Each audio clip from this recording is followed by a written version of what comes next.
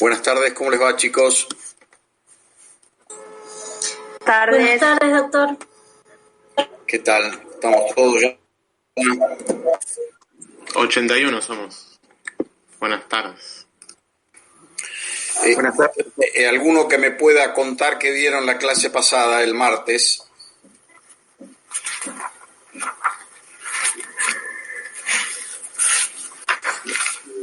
¿Me escuchan? Sí, estuvimos con las características del acto. Acto regular, irregular, actos anulables, actos nulos, vicios de los actos administrativos. La forma de revocación del acto, cuando era regular o irregular. El tema del silencio administrativo, creo que algo volvimos a tocar también. ¿Me escuchan, chicos? Sí, se lo Hola, ¿nos escucha? Hola, ¿me escuchan? Hola. Sí, se lo escucho, doctor.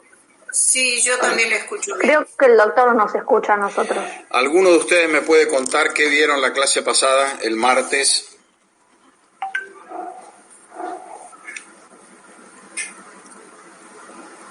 ¿Escucha, profesor? No nos ¿Nos escucha. escucha? No se escucha. Yo tuve una clase anterior a esta y tuvimos por la misma aplicación y tampoco escuchábamos al profesor, pero el profesor no nos escuchaba a nosotros. Y creo que está pasando lo mismo.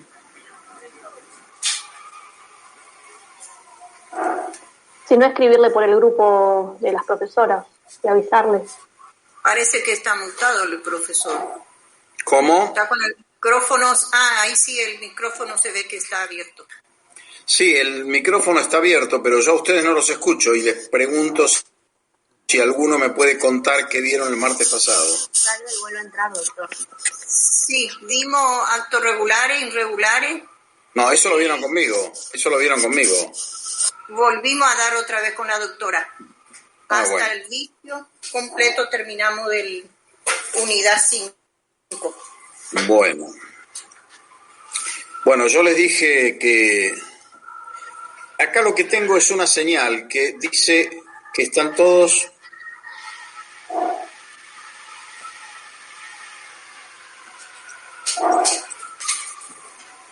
Ahí está. ¿Ustedes me escuchan bien? Sí, yo le escucho bien, doctor. Sí, lo escuchamos, doctor. profesor, lo escuchamos. Bueno, en la clase pasada, a ver, si como me dicen, han terminado la unidad de nulidad de vicios, ya no tiene mucho sentido insistir sobre un tema que es muy importante, que no es sencillo, pero que sí han tenido ya 2 clases, una conmigo y la otra con las adjuntas. Supongo que será suficiente. Si alguno de ustedes tiene alguna duda, algún planteo, en fin, alguna reflexión que hacer, bueno, yo estoy dispuesto a contestárselos, así que aprovechen ahora. Si no, seguimos adelante con lo que les dije que íbamos a ver hoy. Me parece que les dije que íbamos a ver la clasificación de la actividad administrativa, ¿no es así? Pero fue una consulta, ¿me escucha? ¿Lo recuerdan? ¿Alguno de ustedes lo recuerda? Bueno, nadie tiene ninguna pregunta sobre el tema de las nulidades. Profe, ¿nos escucha? Bueno, vamos a la clasificación de la actividad administrativa. Yo tengo una... No se escucha. Ustedes saben que... Profesor, hay compañeros ya saben que le están haciendo que la actividad administrativa es una actividad de gestión. Hola. Doctor, ¿me escucha? Disculpe. Sí, la escucho. Hay compañeros que quieren hacerle preguntas, pero usted no nos está escuchando. Y no los escucho, no sé por qué. ¿Qué es lo que sucede? Debe ser problema de la plataforma, entonces. A ver, mire, voy a hacer una cosa. Voy a salir y voy a volver a entrar a la plataforma a ver qué pasa. Porque la otra vez me pasó eso y cuando volvimos bien. A ver, escucho como un eco, pero no escucho. Escucho sí las personas que me están hablando acá, sí las escucho, pero... Él ahora está formulando una pregunta. Ahora la dice y se la transmitimos. Bueno, entonces vamos a hacer una cosa. Los que no, en fin, yo no les puedo contestar porque no los escucho, hagamos eso, mientras tanto vamos desarrollando la clase. Yo no tengo ningún inconveniente en interrumpir, en volver para atrás, en fin, todo lo que humanamente pueda hacer, sobre todo porque esta clase es la última clase antes del parcial, según creo, ¿no? ¿O no? Sí, es la última. Sí, Claro, pues, una clase que les podría servir de repaso y, bueno, qué sé yo. profe, Sí, la escucho. Bueno. espera, No, se corta, esto se corta. No. Está consultando sobre el acto eficaz y un acto más que no logro escuchar. y el acto regular, la diferencia. El acto regular es lo mismo. ¿Cuál es la pregunta? A mí, Acto eficaz y acto el acto regular, el acto... Hablen a uno, porque si no, no se le escucha. A ver, ¿la pregunta cuál es? Profe, ¿me escucha? Sí, escucho, sí. Ahora no la escucho. Bueno, no sé, es tortuoso esto. En fin, francamente, es muy difícil llevar una cátedra adelante así. Profesor, ¿Qué va a hacer? pregunta, si el Sí. acto eficaz y el acto regular es lo mismo, el compañero. No, no es lo mismo. El acto regular es el acto que es formalmente perfecto. Es un acto que, a diferencia del irregular, que reconoce afectación visible en alguno de los elementos esenciales de constitución, el acto regular, en cambio, es un acto que puede presentar vicios susceptibles de prueba, de demostración. Vale decir, no están afectando a elementos esenciales, sino a otros elementos que pueden provocar la nulidad. Pero como no hay un vicio manifiesto, el acto es regular y eso implica que tiene estabilidad en sede administrativa. Quiere decir que las categorías de acto regular e irregular son categorías de invalidez, porque el acto irregular es un acto inválido afectado en alguno de los elementos esenciales de constitución del acto administrativo. El acto regular es un acto inválido, pero con una afectación mucho menos visible, necesariamente reclama de una comprobación, y por eso sus efectos son distintos, y por eso el acto regular es estable, tiene estabilidad en sede administrativa, lo que implica que no puede ser revocado de oficio por la administración, y en cambio el acto irregular sí ofrece esa posibilidad de ser revocado de oficio, porque la entidad del vicio es mucho mayor. El acto regular, ustedes saben, solamente es susceptible de invalidez mediante una acción de lesividad, es decir, una acción judicial que debe promover la administración pública. Quiere decir que cuando hablamos de acto regular estamos hablando de una categoría de invalidez de un acto administrativo que tiene estabilidad. Esa invalidez requiere de un proceso judicial para ser declarada. Ahora, la categoría de eficacia no tiene nada que ver con la validez o invalidez del acto. La eficacia simplemente alude a la posibilidad de poner en ejecución el acto administrativo. Y eso se logra bajo la condición de que el acto singular, con alcances singulares, es decir, hacia una persona, hacia un sujeto, o hacia varios sujetos pero individualizados, determinados, debe ser notificado, mientras que el acto administrativo de alcance general exige comunicación, vale decir la publicidad. Luego, la condición de eficacia es una condición que alude a la posibilidad de que el acto administrativo sea ejecutado. Para ello, la legislación exige que esté notificado si es singular o publicado si es un acto de alcance general. Con lo cual, la eficacia no tiene nada que ver con la regularidad ni con la validez del acto. Es una condición que pone en ejercicio la potestad de la administración pública de ejecutar el acto administrativo. El acto regular y el acto eficaz, vale decir, cuando el acto es regular y además es eficaz porque ha sido notificado o publicado, está en condiciones de ser cumplido. Con lo cual, la eficacia no tiene nada que ver con la regularidad ni con ninguna categoría de validez, de invalidez.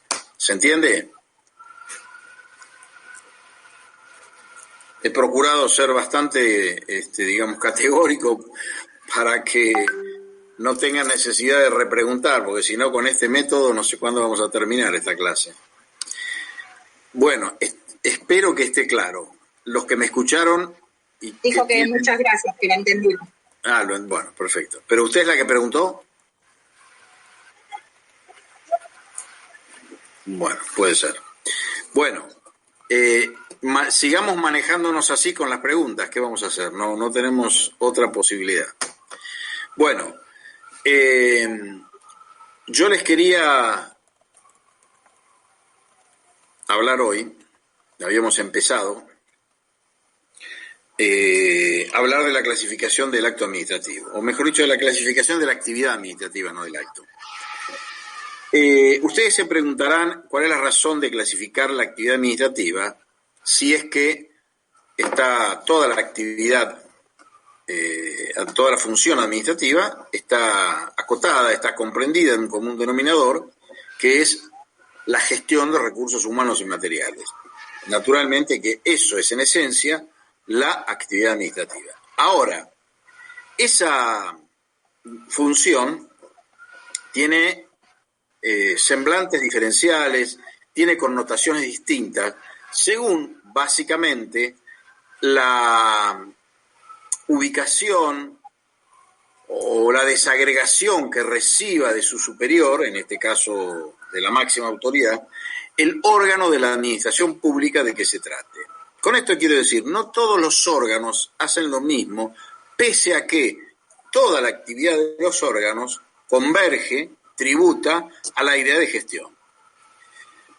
Partiendo de esa base, nosotros podemos hablar de una administración activa.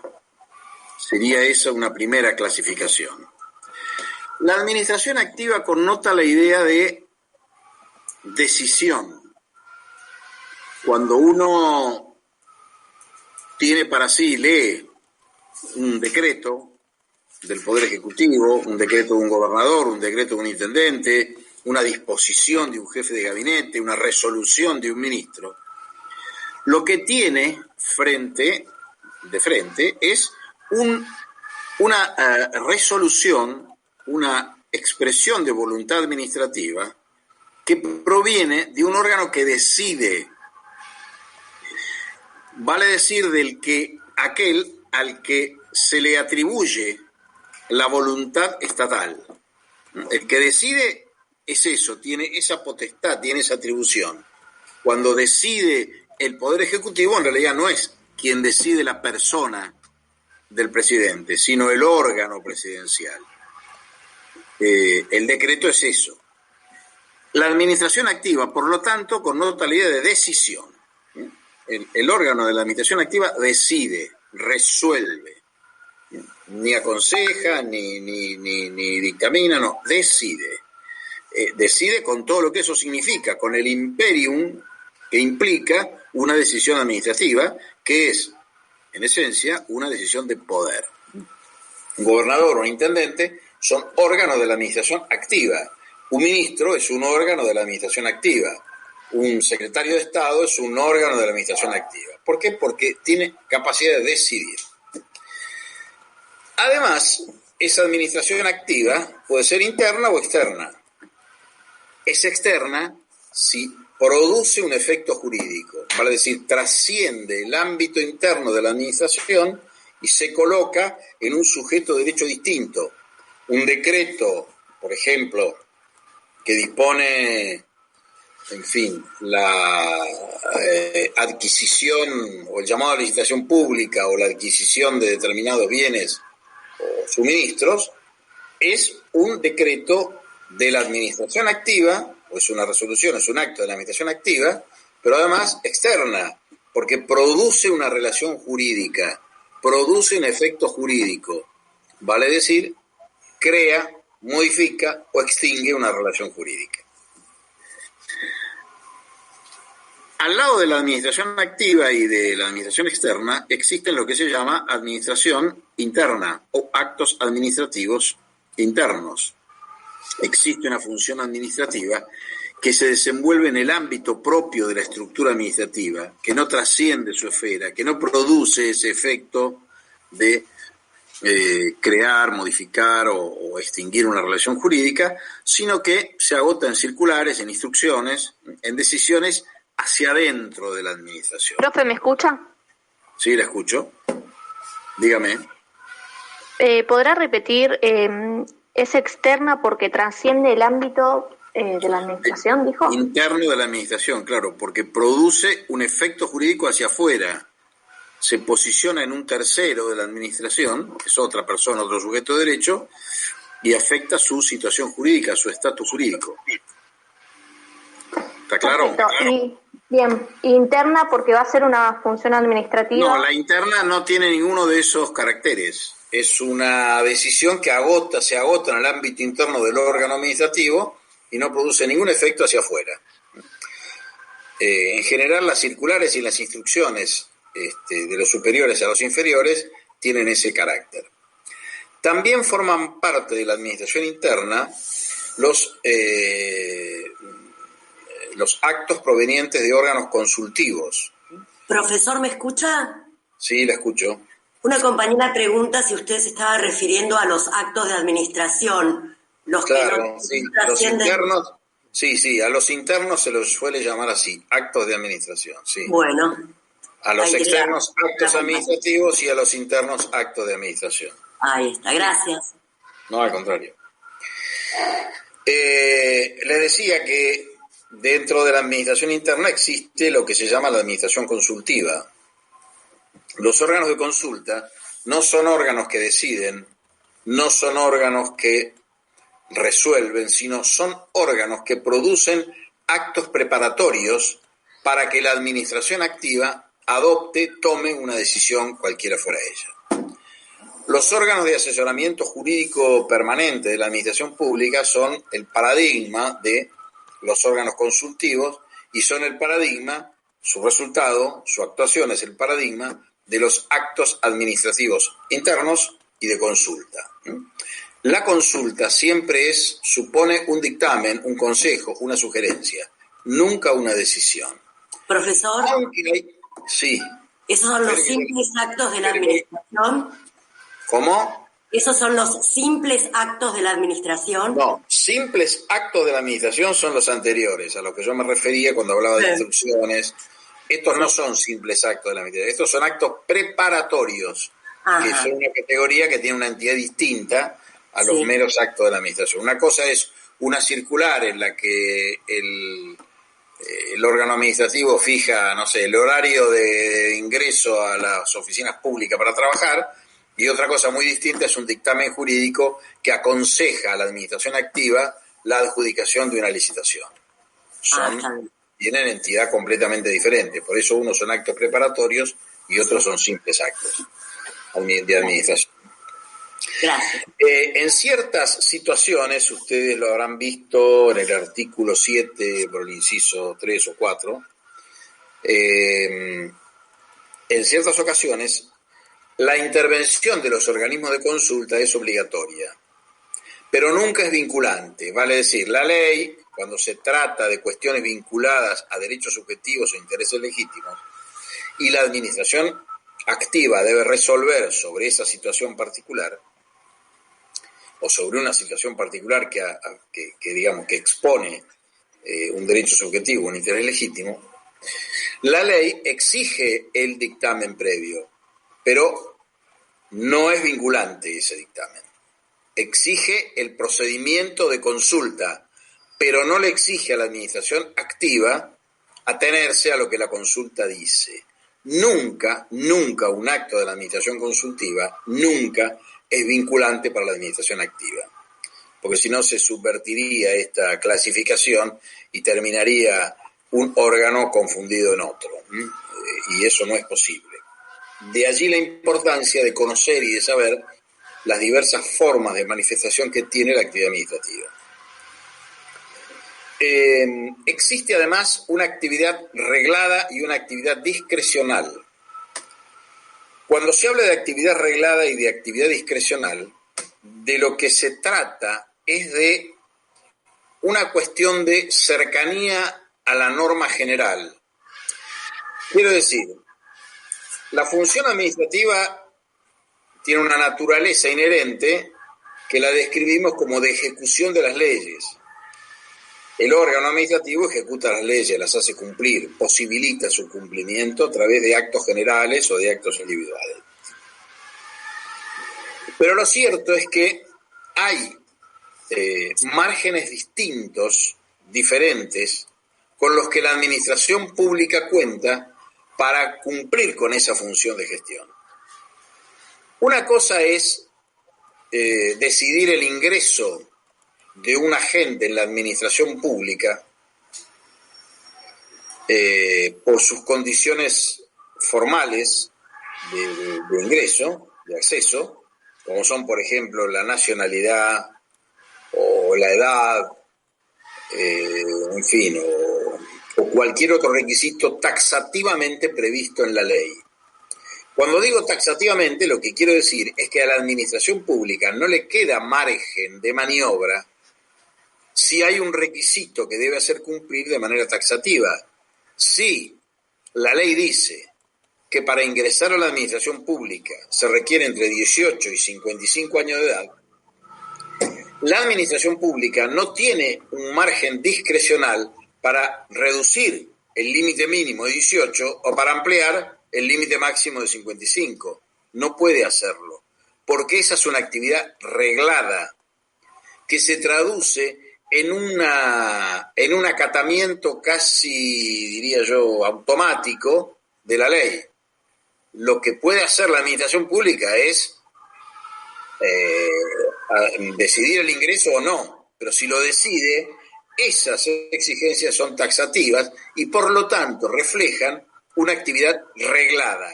La intensidad de la norma sobre el acto administrativo es directa, es inmediata y es muy cercana. En cambio, la actividad discrecional ofrece una cercanía, o mejor dicho, no reclama de una cercanía tan inmediata como la actividad reglada. Quiero decir, toda la actividad administrativa es una actividad secundum legem, vale decir, según la ley, sea reglada o sea discrecional. En la administración pública, en ningún órgano del Estado, en el Estado de Derecho, es absolutamente inadmisible, nulo, ilegítimo, violatorio de cuanta norma se les ocurra a ustedes, la decisión de poder caprichosa, desapegada completamente a la ley, porque eso es la arbitrariedad, y la arbitrariedad está proscripta del derecho. Con lo cual, la discrecionalidad no puede ser entendida como la ausencia de vínculo con una norma general, con una ley, sino una relación con la norma más lejana. Vale decir, en el ejemplo que les acabo de explicar, del ingreso de un agente a la administración pública, esas condiciones que yo enumeré reflejan una actividad reglada. ¿Por qué? La administración pública no puede sino más que cumplirla a rajatabla. No puede salirse un ápice. Ahora, cuando la ley le exige, y la misma Constitución exige el requisito de idoneidad, además de los otros, para el ingreso de un agente a la administración pública, el modo en que la administración pública se convence de la idoneidad es una actividad discrecional, porque allí la ley no le está diciendo cuáles son las condiciones de la idoneidad, le está diciendo que debe determinar una persona idónea, pero no le dice cómo. Luego, el procedimiento para establecer la idoneidad, cualquiera fuera el elegido, siempre que sea razonable y que no implique una violación de la ley, el modo de elección, el modo de decisión acerca del procedimiento para establecer la idoneidad refleja una actividad discrecional. ¿Por qué? Porque la ley está más lejos del acto individual de ejecución. En la actividad arreglada está pegadita. Aquí es una cuestión, digamos, de intensidad diferente. ¿Se entiende? ¿Me están escuchando? Sí, doctor. Perfecto, profe. ¿Se entendió esto? Porque yo ahora, por ejemplo, escucho, ya no tengo más esos ruidos que tenía hace un rato en la plataforma. Se escucha perfecto, doctor. Bueno, ahora lo que no sabemos es si me están escuchando todos.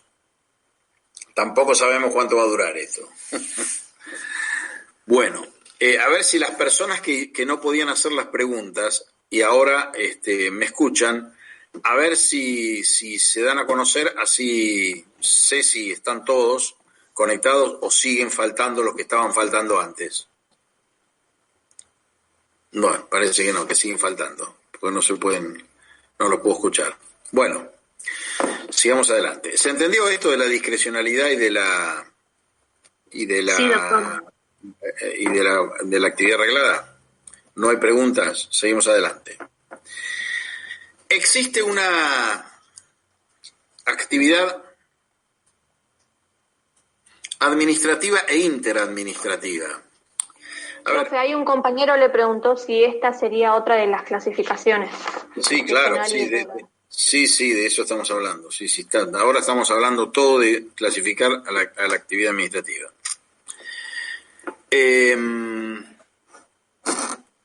La actividad interadministrativa es una actividad que tiene la característica que se desarrolla entre órganos de la administración pública con capacidad individual y diferencial.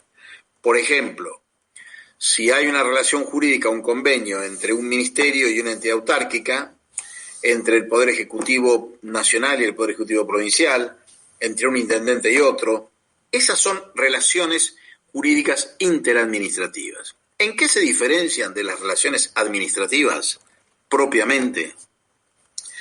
En que en la relación administrativa el resultado es un acto administrativo que está connotado por el régimen exorbitante que ustedes ya conocen de qué se trata. Vale decir, hay uno de los términos en la relación que ostenta poder. Ese Estado ejerce una función estatal y tiene poder con todo lo que eso implica. En la relación interadministrativa, la característica es que la relación se traba entre dos órganos de poder que neutralizan la posibilidad de connotar la relación jurídica bajo un régimen exorbitante, porque recíprocamente tienen atribuciones y potestades de poder. Con lo cual, esa sería la única situación posible en la que un eventual conflicto interadministrativo debería ser dirimido por el superior o en la instancia judicial. Ninguno de los órganos estatales podría intervenir unilateralmente por sí ante sí ante una relación interadministrativa, como en cambio sí puede hacerlo siempre en una relación administrativa común entre el órgano de poder y un sujeto que no lo tiene. Existe además también una administración burocrática y una administración colegiada. En general, el sistema burocrático central, digamos, de construcción vertical, de principio de jerarquía, que es la administración burocrática, es el más adecuado al ejercicio de la función administrativa. Pero aún así, dentro de la organización estatal existen organismos, en muchos organismos autárquicos esa situación es la que se da, que tienen una constitución colegiada, vale decir que hay un órgano director que es plural, hay varios sujetos cuya voluntad, cuya decisión constituye la voluntad administrativa. Pero cuando eso sucede, la voluntad administrativa solo se constituye por mayoría. Cuando es colegiado, hay un régimen de mayoría, hay un régimen de deliberación, hay un régimen de votación y hay un régimen de integración. los órganos de la administración colegiada funcionan, en términos formales, como podría funcionar un órgano legislativo. Tiene que haber un órgano integrado quiere decir con todos sus miembros, un órgano que para validar su sesión tiene que tener una mayoría, para tratar las cuestiones sometidas a decisión tiene que deliberar, y una vez deliberado, por mayoría se adopta la decisión. Esa es la característica de los órganos colegiados. Sí, alguien hizo una pregunta. Hay un micrófono abierto, se escucha a un señor hablando con la hija. No sé, yo no escucho nada. A ver. Pero qué mal que anda esta plataforma hoy, es un desastre, ¿eh? Es una tortura esto. ¿Siguen escuchando eso? Creo que ahí se silenció. Doctor. Bueno, ¿se entendió esto? Esta accidentada clase, ¿se entendió hasta acá? Cuidado que esto puede ser materia de examen. Bueno, restaría para concluir. Tengo una pregunta, profesor. Sí. ¿Me escucha? Sí, la escucho. Sí, usted dijo, si no entendí mal, si la relación es interadministrativa, no el régimen exorbitante lo rige. Se neutraliza. Claro. Y los conflictos se dirimen por el superior o en la justicia. O en la justicia. Gracias. Muy bien. Existe una actividad administrativa de control sobre cuya definición me gustaría hacer algunas aproximaciones. Porque cuando uno habla de control de la actividad administrativa, es necesario aclarar de qué tipo de control estamos hablando. Porque, a ver, control es el que ejerce la justicia, la jurisdicción, cuando hay un juicio en el que se discute la validez de un acto administrativo. Bueno, pero eso no es su actividad administrativa. Control es el que ejerce el órgano superior sobre el inferior. Ustedes saben que eso es definitorio en la estructura de la administración pública organizada burocráticamente. Eso es de principio y es el resultado de la regla de jerarquía.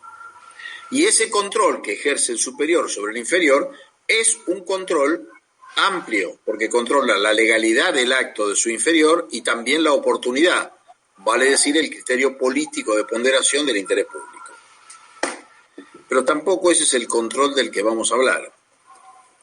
Existe un autocontrol de la administración pública respecto de sus propias decisiones, que es cuando la administración pública, en el íter, hay un íter en la formulación de la actividad administrativa o del acto administrativo que empieza con la preparación, sigue con la decisión, sigue en ese íter la ejecución de la decisión, el cumplimiento, y hay un cuarto aspecto que es vinculado a la valoración, a la evaluación de eficacia o de eficiencia que la propia autoridad administrativa hace de sus propias decisiones.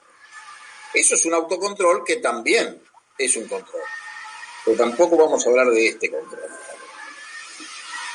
Finalmente, también los órganos consultivos técnicos, sobre todo los jurídicos, ejercen cierto tipo de control porque los dictámenes, a pesar de no ser vinculantes, tienen una notable influencia en la formulación de la voluntad administrativa, con lo cual hay una especie de control ex ante que uno no puede negar.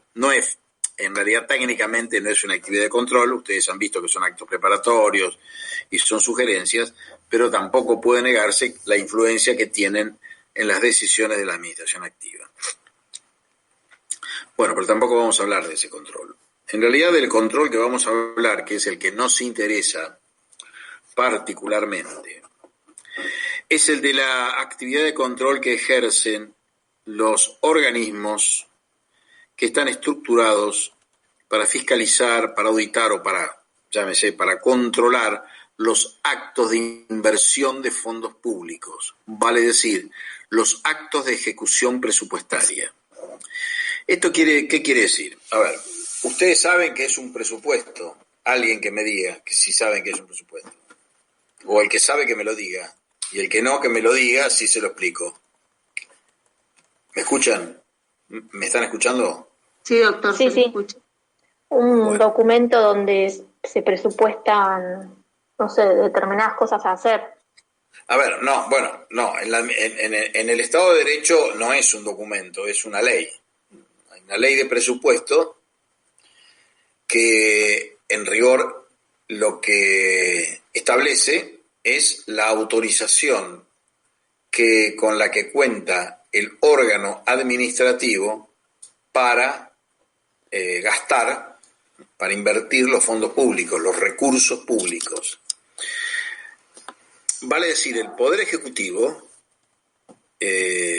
no tiene libertad para resolver de qué modo aplica los recursos financieros del Estado. Tiene que someterse a una ley de presupuesto que él mismo proyecta y que el órgano legislativo le aprueba. Una vez que tiene aprobado el presupuesto, cuenta con la herramienta política de gestión. Si yo les he dicho a ustedes, y ustedes lo recuerdan, que la actividad administrativa es una gestión de recursos humanos y materiales, se darán cuenta la vinculación que tiene el presupuesto con la definición de la función administrativa. De eso se trata. La actividad administrativa se trata, entre otras cosas, de ejecutar el presupuesto. Ahora, el presupuesto lo que contiene son créditos que implican autorizaciones para el gasto, fuera de las cuales el Poder Ejecutivo no puede gastar. Tiene que tener una partida con una finalidad y un crédito asignado a esa partida. El límite del gasto son las partidas del presupuesto. Y en cada partida el crédito presupuestario existente, vale decir, los recursos con los que cuenta. Y además de eso, el Poder Ejecutivo debe cumplir con un procedimiento previsto legalmente, o con el procedimiento previsto legalmente, para contratar, vale decir, para gastar contra el presupuesto, conforme a lo que determine la ley, según se trate de una obra pública, de un suministro, de un contrato, de lo que fuere. Con lo cual, el presupuesto es la herramienta de gestión, la herramienta política. Cuando usted mira un presupuesto como está concebido, como está constituido, se puede dar cuenta o puede tener indicios de cuál es el enfoque político, el enfoque ideológico, la plataforma ideológica de una administración tal o cual. De manera tal que eso es básico. Si no hay ley de presupuesto, pues no habría posibilidad de gastar nada, porque si hay un reflejo real de la actividad, de la función administrativa estatal, ese reflejo es la ley de presupuesto. La administración pública tiene un cálculo de recursos, vale decir, calcula anualmente la cantidad de ingresos que va a obtener en el ejercicio fiscal. El ejercicio fiscal en realidad es un año calendario, del 1 de enero al 31 de diciembre. Los impuestos son anuales. Todos los tributos y los demás derechos que generan recursos van a parar a un cálculo que integra el presupuesto. La administración pública calcula lo que va a recaudar durante el año. Sobre ese cálculo proyecta el gasto. Ahora, el gasto ya no es un cálculo. El gasto tiene que ser preciso. Cuando usted ese cálculo lo tiene convertido en una autorización para gastar, tiene una partida que le dice, usted puede gastar 10 en obras públicas, 5 en suministro, 7 en empleo público, 8 en educación. Entonces, cuando usted gasta, tiene que gastar 10, 5, 7, 8. Ya deja de ser un cálculo de recursos para convertirse en un gasto concreto y preciso. Bueno, esa actividad administrativa de gestión, así configurada, tiene un cierre en cada ejercicio anual. Y además tiene un desarrollo y un desenvolvimiento en los 365 días del año que hace a una actividad, porque acá cuando se gasta de lo que estamos hablando es de la administración activa, el que gasta es el administrador, el que administra, el Poder Ejecutivo o el órgano administrativo del órgano de que se trate, es el presidente de la Cámara, el presidente de la Corte, quien sea que tenga a su cargo la función de administrar, es quien ejecuta el presupuesto. Ahora bien, en el desarrollo del año calendario, en los diversos gastos que efectúa a diario el órgano administrador, intervienen en más o en menos algunos organismos que son los que ejercen la actividad de control.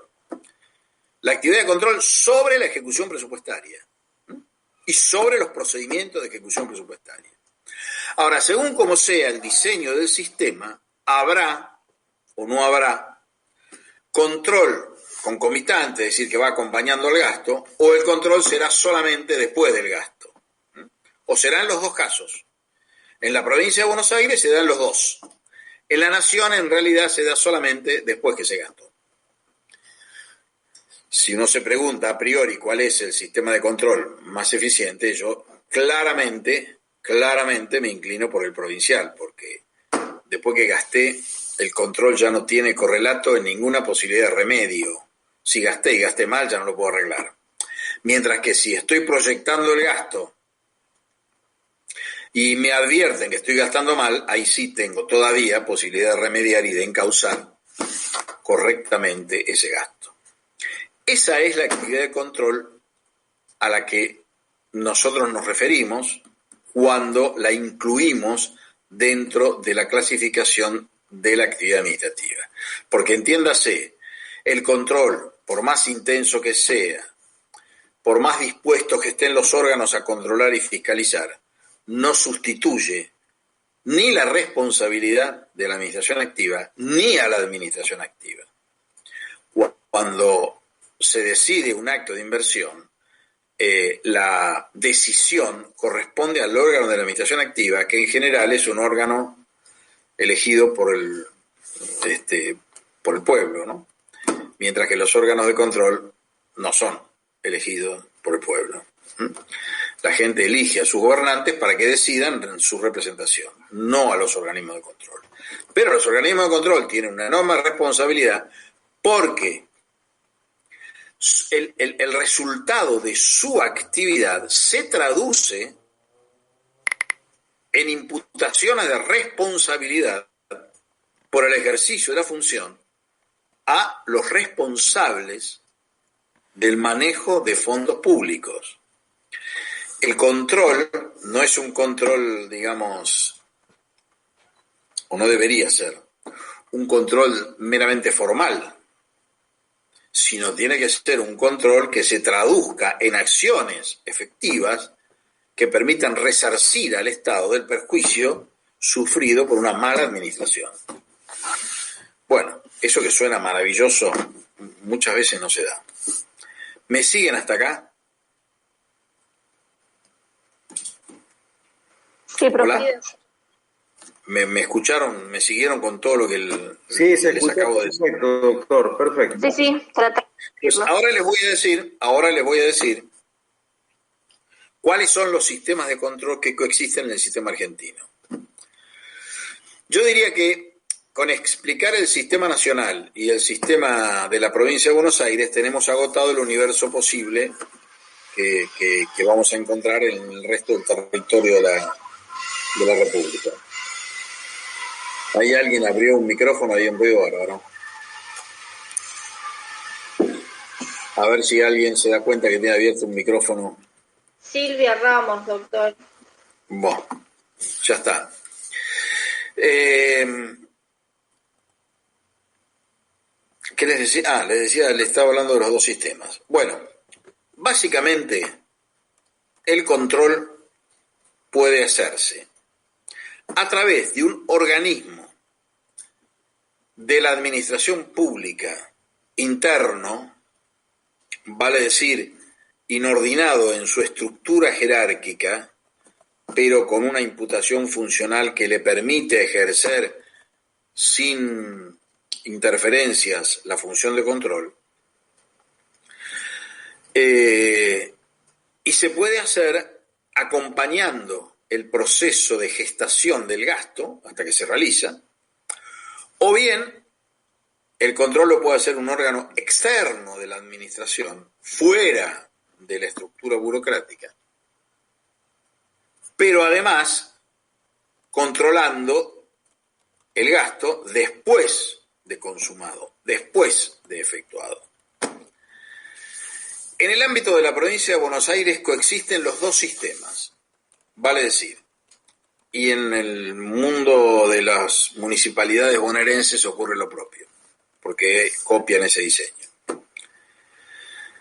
Vale decir, en la administración pública provincial existe una contaduría general, así se llama, Contaduría General de la Provincia, que es la que interviene en los procedimientos de erogación y autoriza los pagos, vale decir, el tesorero de la provincia no autoriza ningún pago a terceros que no esté previamente intervenido y autorizado por el contador.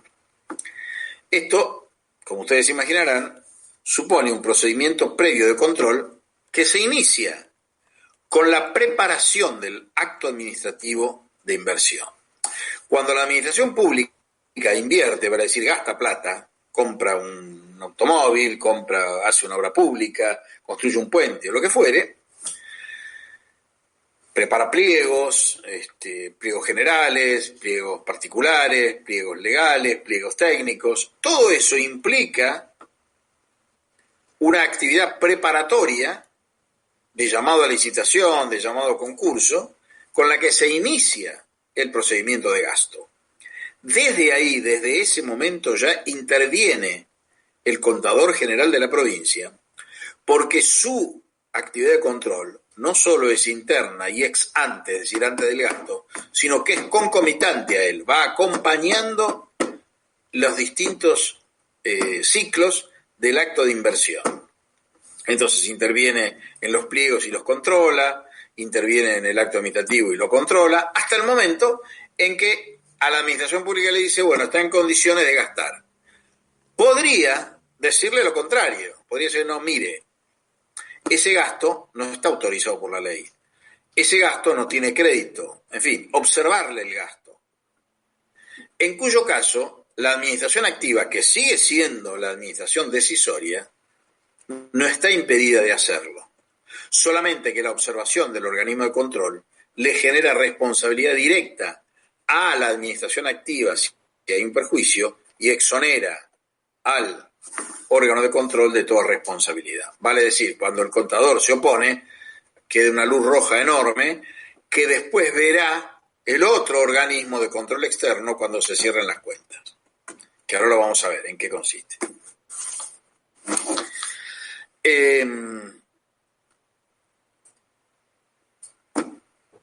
Esto que les estoy diciendo está tratado en la Constitución de la Provincia de Buenos Aires por los artículos 152, 53, 54, por ahí.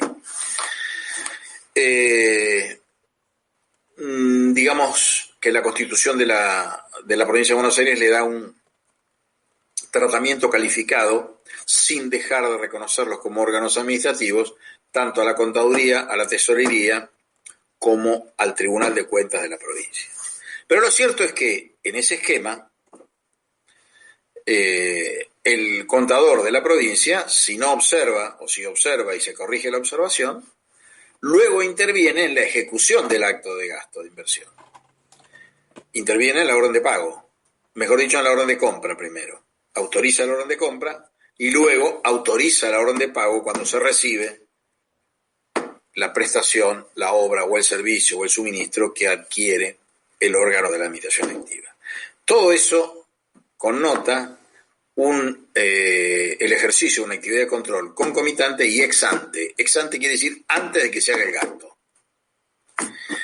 Naturalmente que si uno es prolijo, lo mejor que le puede ocurrir es tener un contador exigente para no equivocarse en los gastos de la administración pública. Ahora bien, ese es el diseño ex ante. En la provincia de Buenos Aires lo ejerce la Contaduría General de la provincia. Pero también, además de ese control, existe un control ex post, vale decir posterior al gasto, y en ocasión de la rendición de cuentas del ejercicio. El ejercicio financiero del Estado se cierra y se rinde el día 31 de diciembre de cada año. La administración pública tiene que hacer una cuenta de resultados y enviarla al Tribunal de Cuentas de la provincia, así se llama este órgano de la administración de Control, que está integrado por contadores y abogados, este Tribunal de Cuentas es el que examina las cuentas del ejercicio, hace un muestreo y verifica si el gasto se adecuó a la ley de presupuesto, si había partida presupuestaria suficiente y si dentro de la partida había crédito suficiente, si había fondos suficientes en el banco y además si el procedimiento de contratación, de acuerdo al contrato de que se trate, se ajusta a las exigencias de la ley, si es licitación pública, privada, lo que fuere. Todo eso forma parte de la actividad de control ex post de la administración pública. El Tribunal de Cuentas, cuando advierte que hay gastos fuera de alguno de esos límites, de alguno de esos componentes, entonces lo que hace es iniciar un juicio de responsabilidad, desaprueba las cuentas y le atribuye responsabilidad personal al funcionario a quien se considera responsable de un gasto efectuado irregularmente o de manera anómala. Eso se traduce en una decisión. El Tribunal de Cuentas de la provincia tiene una ley orgánica, la ley 10.869, emite actos administrativos sujetos a los mismos elementos y requisitos que ustedes ya conocen y establece si ha habido o no ha habido una situación irregular atribuible a un funcionario público. Si lo hay, aplica una sanción. Si no lo hay, lo exonera, aprueba las cuentas y se terminó el control. Ese es un diseño de control pleno, completo. En el orden nacional, artículos 85, 86, por ahí de la Constitución Nacional, después de la reforma del 94, antes de la reforma el sistema nacional era idéntico al provincial, después de la reforma constitucional de 94, la actividad administrativa de control se simplificó. Yo no quiero ser exagerado, pero yo diría que más que se simplificó, se desapareció. Pero bueno, no sé si no exagero un poco con esto. ¿Me escuchan? ¿Me siguen atentamente en lo que estoy diciendo? Sí, doctor. Sí, doctor, lo escuchamos. Sí, profe. Bueno, en el orden nacional. ¿Cómo? Contaduría en provincia, entonces, Contaduría General de la Provincia. Contaduría General de la Provincia y Tribunal de Cuentas. Control Bien. anterior, control posterior. En el orden nacional, poco o nada de esto que yo les acabo de decir existe, después de la reforma del 94. Por de pronto, control ex ante no existe. No hay ningún mecanismo de control ex ante ni concomitante que se parezca al de las contadurías generales de la provincia, a la de la Contaduría General de la Provincia. No existe ningún. El control ex ante se eliminó. Se pasó al modelo del control ex post, es decir, después del gasto. Y se dividió en dos, digamos, ciclos.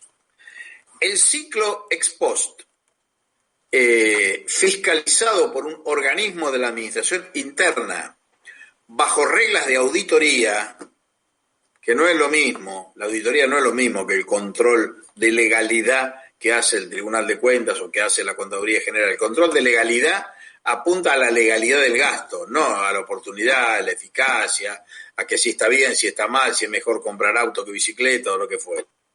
No, eso no existe en la provincia. En la provincia existe simplemente control de legalidad. ¿Esto es legal o no es legal? ¿Está bien o está mal?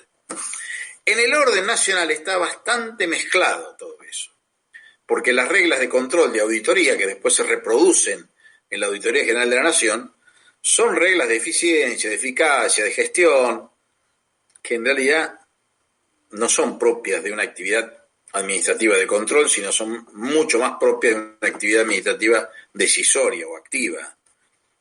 Acá se ha mezclado todo esto, se han traído reglas de auditoría de las sociedades anónimas, bueno, en fin. Pero lo cierto del caso es que la estructura del sistema de control tiene una Sindicatura General de la Nación, que es un organismo interno que forma parte de los órganos de la administración burocrática central, que se reportan las unidades de auditoría a cada superior al que controlan, con lo cual, francamente, eso desdibuja mucho la función de control, y lo que controlan es simplemente el gasto, si se hizo bien o se hizo mal, pero siempre ex post. de acuerdo a reglas de auditoría, todo lo que ustedes quieran, pero siempre ex post. Nunca evita el gasto, nunca lo corrige el gasto antes de que se haga, siempre lo analiza con la fotografía del día lunes. Ese control interno en realidad no sé si sirve de mucho. En una sociedad privada seguramente sí, para optimizar los recursos, para manejar la productividad del Estado, la verdad me parece que no. Pero además de eso existe sí un sistema, un mecanismo de control ex post externo, que les acabo de hablar es interno, externo, que es el que ejerce en realidad el Congreso Nacional a través, la actividad de control se la dieron al Congreso Nacional, una cosa bastante, en fin, poco ortodoxa, pero a través de un organismo que se llama Auditoría General de la Nación.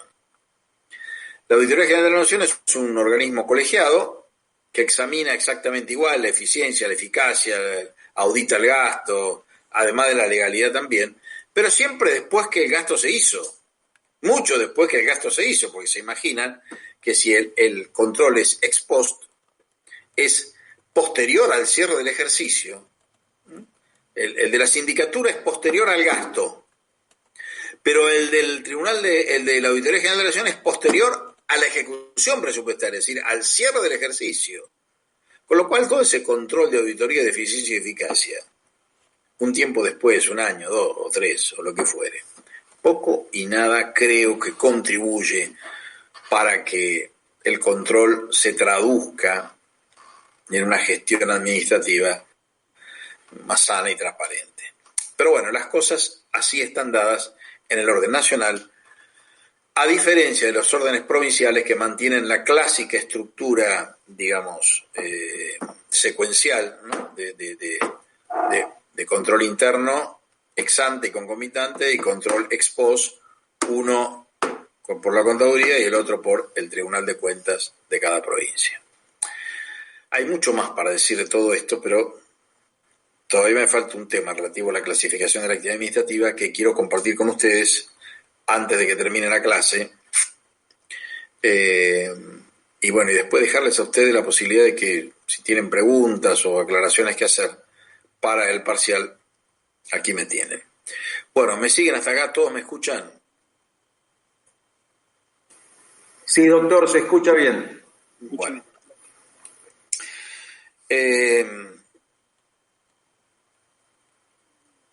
Nos quedaría para terminar con la clasificación de la actividad administrativa la pregunta acerca de si en la administración pública existe una actividad jurisdiccional distinta a la judicial de los órganos de la justicia, pero jurisdiccional al fin conforme a su naturaleza. Vale decir, si existe funciones judiciales en la actividad administrativa. Tal vez para discernir esta respuesta sea conveniente recurrir a dos conceptos que alguna compañera de ustedes al principio de nuestras vicisitudes con esta plataforma virtual mencionó. Alguien dijo, en el programa está proceso y procedimiento y no lo vimos. ¿Alguien recuerda haber dicho eso? Sí, doctor Juillo, Nilda Villalba. Bueno, su inquietud, ¿por dónde pasaba? Y no tocamos la parte de proceso y procedimiento. A mí me quedó esa duda, doctor. Bueno, aclarar esa duda es un buen punto de ingreso a esta clasificación, la explicación de esta clasificación de la actividad administrativa. Y les voy a decir por qué, brevemente, y después lo voy a explicar con mayor detalle, referido específicamente a las dos posiciones que hay. Cuando uno habla de proceso, está connotando la idea de un proceso judicial, claramente, porque el proceso implica, por definición, contradicción, demanda, reconvención, litigio, requiere, por lo tanto, como componente a las partes en debate, las partes que recíprocamente se consideran con la verdad y que discuten y pujan porque el juez se las conceda, se las reconozca, en fin, o se las atribuya. Luego, la idea de litigio, la idea de litigiosidad, la idea de partes y contrapartes, la idea de demanda y de contrademanda, es lo que caracteriza al proceso. Por eso el proceso es tan riguroso y se desenvuelve frente a un tercero imparcial. El procedimiento, en cambio, connota una idea mucho más simple de concatenación de ciclos o de estadios hasta lograr un resultado final que en el caso del procedimiento administrativo es un acto administrativo arreglado a la ley, no es otra cosa. En el procedimiento no hay partes en sentido estricto, partes como litigantes, porque no hay litigio, porque no hay contradicción, porque en realidad el administrado que interviene en un procedimiento administrativo, aunque lo haga en interés propio, es un colaborador de la administración pública para suministrarle elementos y componentes con los cuales la administración pública pueda dictar una resolución arreglada a la ley, que es a quien debe rendir siempre tributo. No hay tercero imparcial, la administración pública que decide también tiene interés en la decisión, cosa que no existe, por supuesto, en el proceso, y por lo tanto hay una concatenación de sucesos que terminan en un acto administrativo. Más allá de que el acto administrativo disconforme o satisfaga al interesado, más allá de su oposición, más allá de que después puede ir a la justicia, más allá de todo eso, lo cierto es que el procedimiento se define de acuerdo a estos parámetros de secuencias, en donde el administrado colabora con la administración pública y en donde todos tienen interés en el resultado que la administración pública finalmente va a decidir. ¿Se entiende hasta acá la diferencia entre proceso y procedimiento? Sí, doctor, clarísimo. Bueno, el proceso le queda muy bien al proceso judicial.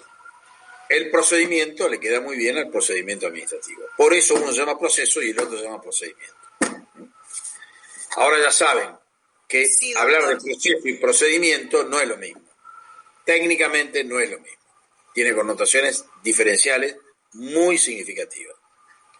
Ahora bien, hagamos un paréntesis. Ahora que saben esto, les digo.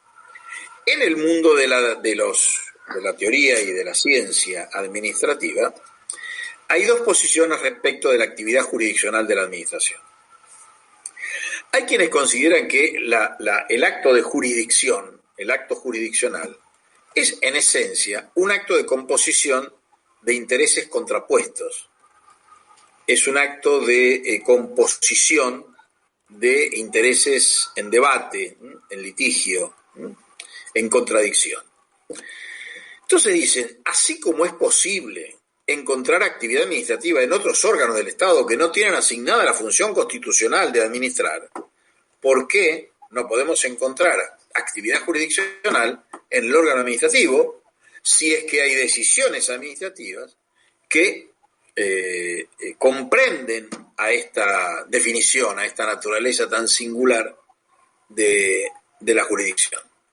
Entonces acuden al ejemplo del procedimiento recursivo, el procedimiento de los recursos administrativos, del recurso jerárquico básicamente, con el cual se va impugnando sucesivamente una decisión administrativa hasta llegar a la máxima autoridad.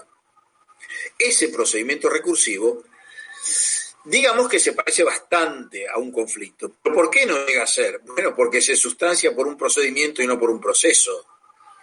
Porque ahí no hay un tercero imparcial, porque ahí no hay partes en sentido técnico y procesal de la palabra. Sin embargo, el resultado puede traducirse en la composición de intereses controvertidos. Luego, digamos que la teoría es una teoría seductora porque, francamente, si uno se pone a pensar lo que implica el procedimiento recursivo, está cerca de esa descripción. Ahora, al lado de esa postura, de esa posición, la posición de Casaña, de Marienhoff originalmente, de Bielsa, al lado de esta posición, hay quienes sostienen, entre los que me cuento, que en realidad el punto distintivo para saber si existe o no existe función jurisdiccional no es el de la composición de intereses contrapuestos, que por cierto la jurisdicción lo resuelve, sí, claro, pero por un camino completamente distinto, con con un derrotero que hace a la decisión. Y hace una decisión que tiene una característica que no tiene ningún acto administrativo y que no podría tenerlo, y que es la nota distintiva de la función judicial. Todo acto jurisdiccional, para ser tal, debe reconocer en el resultado de la actividad que lo precede la fuerza de verdad jurídica definitiva. Esto que ustedes conocen en el mundo del derecho procesal como la cosa juzgada, es eso. Cuando un fallo adquiere valor de cosa juzgada, es la verdad jurídica definitiva, porque es inmutable y nadie más puede cuestionarla. El conflicto llega a su fin con la decisión judicial. El conflicto llega a su fin con la sentencia. De ahí en adelante no hay más nada que esa verdad. Ahora, esta característica existe en el mundo de los actos administrativos a los que se les atribuye o se les quiere atribuir carácter de jurisdicción. Por cierto que no, porque cualquier actividad administrativa que tiene como resultado un acto administrativo parte de una condición sine qua non, exigencia constitucional del artículo 104. Toda decisión administrativa, toda decisión proveniente de esa función, reconoce necesariamente, esté o no esté escrito, una vía judicial de control de legalidad. Vale decir, la decisión administrativa siempre es la plataforma de una acción judicial posible, con lo cual nunca puede tener fuerza de verdad jurídica definitiva. Y si no puede tener fuerza de verdad jurídica definitiva, pues no puede ser jamás una actividad jurisdiccional. Aunque se parezca, porque solo se parecerá, pero nunca lo será. Y esa fuerza de verdad jurídica definitiva tiene que ver también con todas las implicancias del proceso del que ya hablamos, porque el proceso se desenvuelve ante un tercero imparcial, que es el juez. Esa imparcialidad no se da en el mundo del procedimiento administrativo porque el órgano administrativo es parte interesada en la decisión. Pero además también se da porque en el proceso judicial, para llegar a esa verdad jurídica definitiva, a esa característica tan singular que define la función judicial, los órganos de la actividad judicial, a diferencia de los órganos de la actividad administrativa, están inordinados en un plano horizontal. No hay jerarquía, no hay poder jerárquico, no hay mando y obediencia. Los jueces no deben tributo a nadie, ni al Tribunal Superior, ni a la Cámara, ni nada más que a su conciencia. Con lo cual todos están en un plano de igualdad. Todos los jueces son iguales. El presidente de la Corte es exactamente igual en su función al más humilde de los jueces de paz. Sépanlo esto. Cuando se habla de la Cámara o como el Tribunal Superior, eso es nada más que figurado, no existe. Todos los jueces son iguales y la superioridad que connota verticalidad y jerarquía en la organización del Poder Judicial no existe, no debe existir, porque hace a la esencia de la independencia y la imparcialidad esa circunstancia.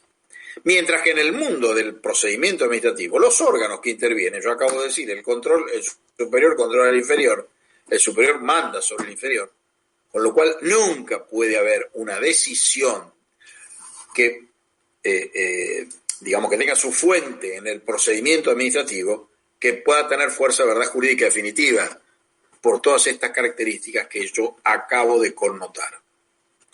¿Se entiende? Perfecto, doctor. Bueno, yo diría que no avancemos más en temas, porque si no todos los temas que hablemos van a ir al parcial. Les propongo que se tomen 2 minutos para reflexionar sobre todo lo que hemos visto y y bueno, me pregunten acerca de las reflexiones, las dudas que tengan o algún tema que quieran en fin, volver a ver o que requiera alguna explicación o lo que fuera. Les doy 2 minutos, yo voy a enchufar este aparato y vengo.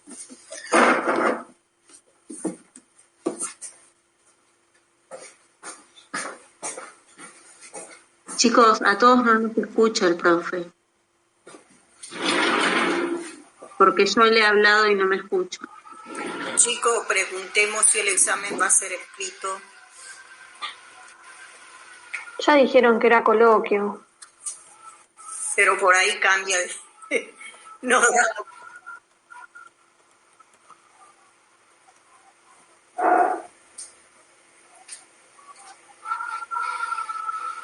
¿En qué hacer hincapié por ahí? Porque ese tema entra. Eso también preguntamos. Pero pregunten los que los escucha, porque a nosotros no nos escucha el profe. Bueno, bárbaro.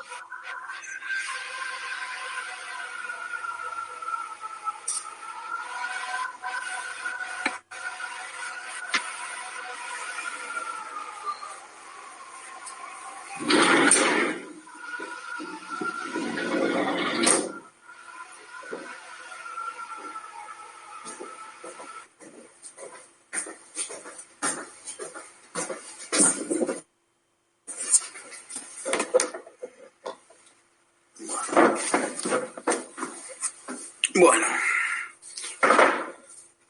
¿estamos de vuelta? ¿Me escuchan? ¿Me escuchan, chicos? Sí, se escucha, doctor. Bueno, acá estoy para las inquietudes de ustedes. Con mi computadora correctamente conectada a la red eléctrica. No sé si quieren recapitular sobre algún tema, en fin, no sé, lo que les parezca a ustedes. Si no, damos por terminada la clase y bueno, y les deseo la mejor de las suertes el parcial. ¿Cuándo tienen el parcial? ¿El martes o el jueves? El martes. Creo que hay un Sí, no escucho. Muy accidentada fue esta clase de hoy. Mi madre. ¿Me escuchan ustedes, chicos? Hablen los que escuchan, porque a nosotros no nos escucha el profesor. Se corta la... Yo escucho parcialmente la voz de ustedes. No sé.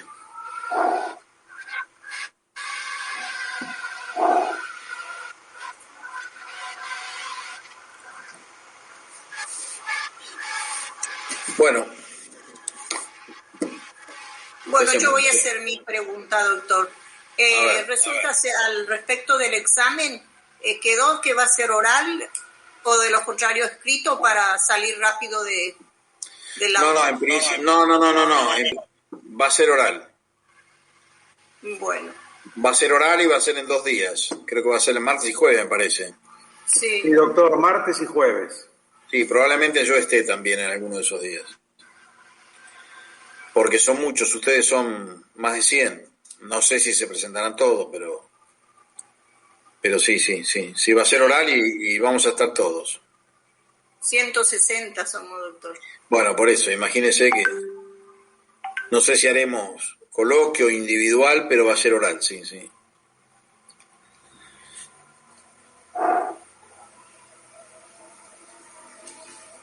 Y de unidad 1 hasta unidad 6 entra completo. Bueno, yo no tengo ahora la precisión del número, pero sí, es hasta donde hemos visto, es hasta nulidades del acto administrativo. Sí, bárbaro. Sí, hasta ahí. Sí. Así que la semana que viene nosotros nos veríamos en el examen, pero ya no nos veríamos en las clases. Claro. Sí, doctor. Bueno, chicos, si no tienen ninguna pregunta, ninguna reflexión, nos vemos porque la verdad que hoy fue la peor clase de todas estas, se interrumpió, se cortó. La verdad que la plataforma, espero que sea un problema circunstancial que se resuelva, ¿no? Pero no va a estar siempre así, porque hasta ahora venimos bien con esta plataforma. Claro. En realidad se nos cortó en un par de clases, pero volvíamos a ingresar y estaba todo bien. Esta vez no lo logramos. ¿Me escucha, doctor? Sí, lo escucho. Yo ninguna pregunta, si hubo deficiencias técnicas, pero lo único que creo que todos le podemos decir, qué nivel, doctor, ¿eh? Gracias. Bueno, yo se lo agradezco, la verdad que le agradezco. Es un gran esfuerzo para ustedes y para mí tener que dar clase en estas condiciones. Uno no es docente. Jamás en mi vida pensé ejercer la docencia fuera de la presencialidad porque no la concibo. Entonces a mí me costó mucho adaptarme a este paliativo. Me imagino a ustedes.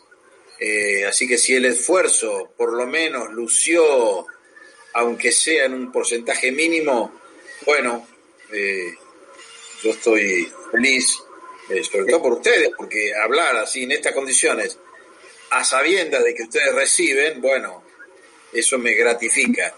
Excelente, clarísimo. La verdad que es una gran incógnita esto, pero bueno, espero que se termine, que este año terminemos con esto, porque yo extraño las clases presenciales. Sí, la verdad que sí, doctor. Doctor, discúlpeme, buenas noches, soy Beatriz. Le quería preguntar si el tema de hoy está en el aula virtual. Sí, está, sí. Ah, bárbaro. Sí, bárbaro. Gracias. Todos los temas que damos están en el aula virtual. Si eventualmente hay alguno que no está, comuníquense ustedes con las adjuntas y se lo suben. Sí, pero está, el material está, sí. Gracias, doctor. A mí me han quedado un montón de asignaturas pendientes con estas clases virtuales. Yo hubiera querido acercarles a ustedes fallos, pero lo lindo de los fallos es comentarlos personalmente, discurrir sobre ellos. La verdad que la modalidad esta virtual conspira contra esa posibilidad. No sé si es que a mí me cuesta o le pasa a todos, pero bueno, en fin, yo pongo todo el esfuerzo posible y celebro que se note y ojalá que los resultados sean beneficiosos para ustedes. Pero bueno, gracias por el concepto y también gracias a ustedes porque han tenido, francamente, como pocas veces he visto, una asistencia notable. En general, antes de esta cursada, salvo la primera cruzada virtual que nos sorprendió ahí en marzo del 2020, no superábamos los 60 alumnos. Y ustedes, en realidad, es una comisión que participa. Bueno, hoy no, porque no se ha podido, pero... Sí. Pero bueno.